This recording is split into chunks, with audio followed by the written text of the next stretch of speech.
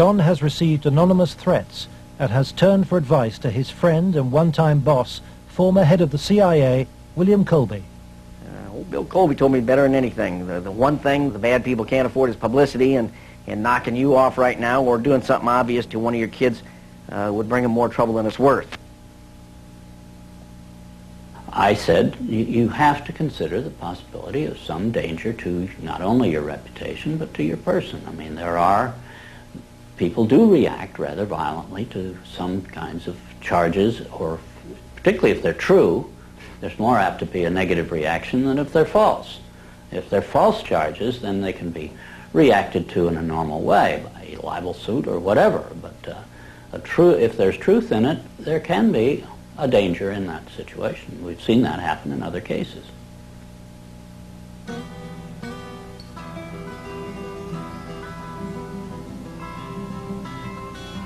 John arranges to meet Troy Bonner, the young man he sees as the key to the cover-up. He's in great danger. The reason is he carries the secret, so to speak. He served his purpose for the FBI and others by committing the lies that put the seal on the cover-up. He knows that Troy's evidence will be crucial to Alicia Owen's case, and Troy wants to tell the truth, despite very real fears.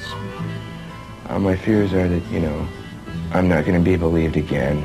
It's just, going to be a whole other kind of exploitation like it was last time. And afraid that that's going to happen, or, I might end up dead, or a loved one might end up dead. Troy has an overriding reason for putting the record straight. Maybe somebody has a better idea. I want this to go forward and have something done so that all those other kids who a lot worse things have happened to can come forward and see that action can be taken.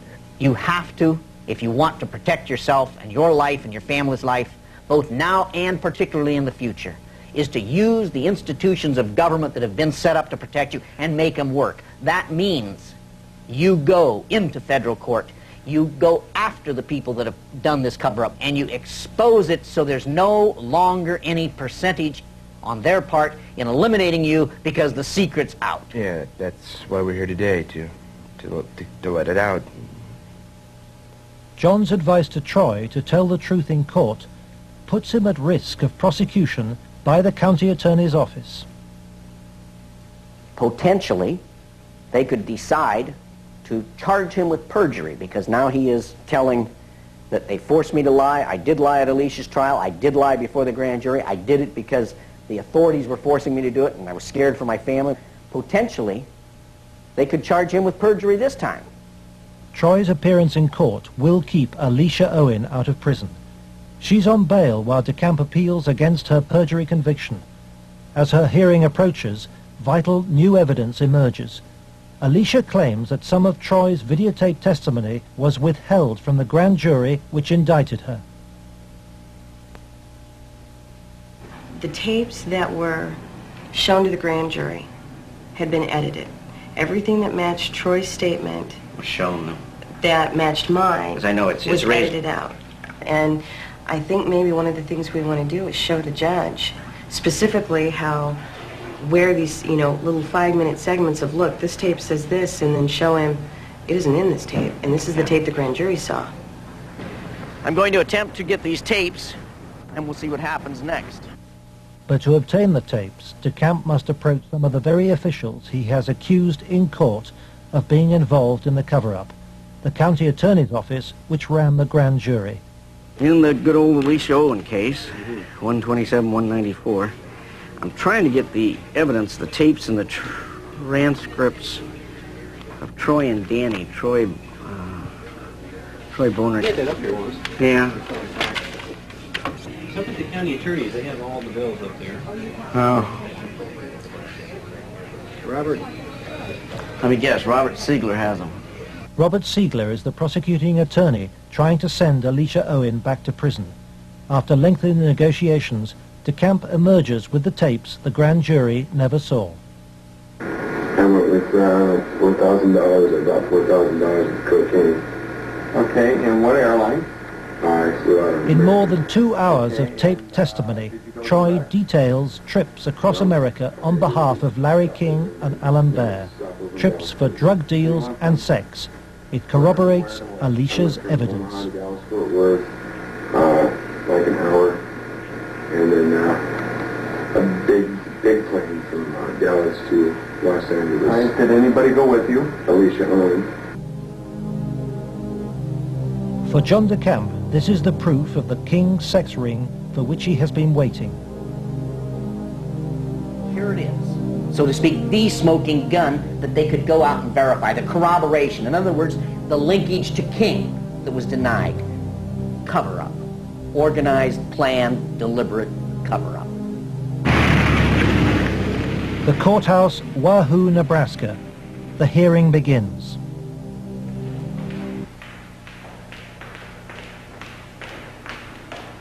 Alicia Owen is ready to testify. So is Paul Bonassi. But there is no sign of Troy Bonner.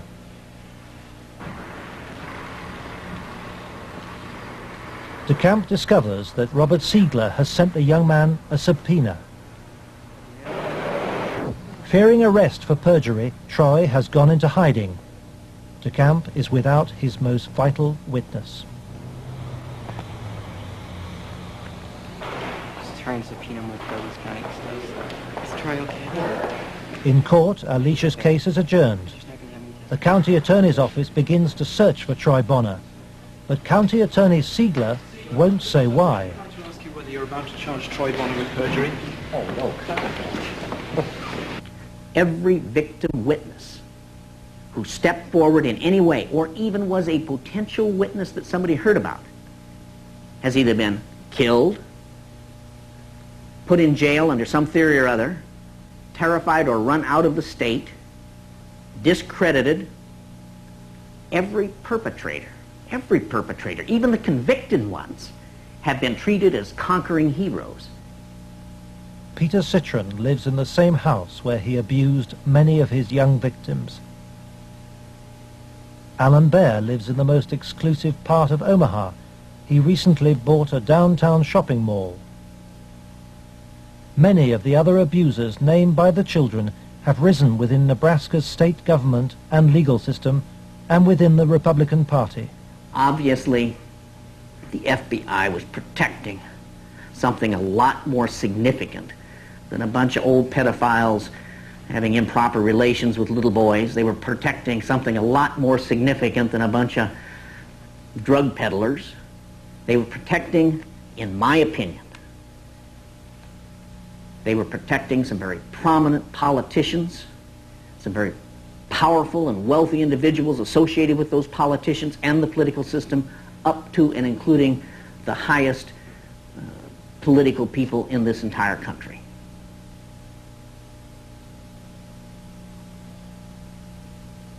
In search of the men who protected Larry King, John DeCamp goes to Washington to investigate King's connections in the Republican Party and on Capitol Hill. Paul Bonassi provides him with the evidence that Larry King threw child sex parties here at his rented $5,000 a month Washington house.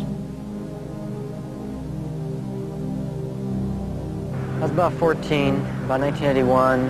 At first it was about 3 or 4 times the first year. After that it was about once a month. Some of the parties, when they started off, were straight political type parties with no sex. And then when some of the men had left, some of the politicians had left, the ones that had planned on engaging in some type of sexual activity, that would come after the party. Some of the kids would be held downstairs in some of the rooms where if they acted up or if they started freaking out because of the drugs that they were on, they'd put them in a room that they couldn't get out of, and they would lock them in. What kind of drugs? Anything you wanted: cocaine, heroin, speedballs. You're telling me those speed. things were at these parties where you had Larry King and prominent politicians? Yes. Were they readily available to anybody at the party? At the after parties, they were readily available for anybody. Beforehand, they did it more upstairs than they did anywhere else. It was kind of in the back rooms. Were any attempts ever made that you know of to expose this situation? As far as I know, nothing's ever been done. And Most of the people that were in there had already been, I guess you could say, compromised. King's partner was Washington lobbyist Craig Spence,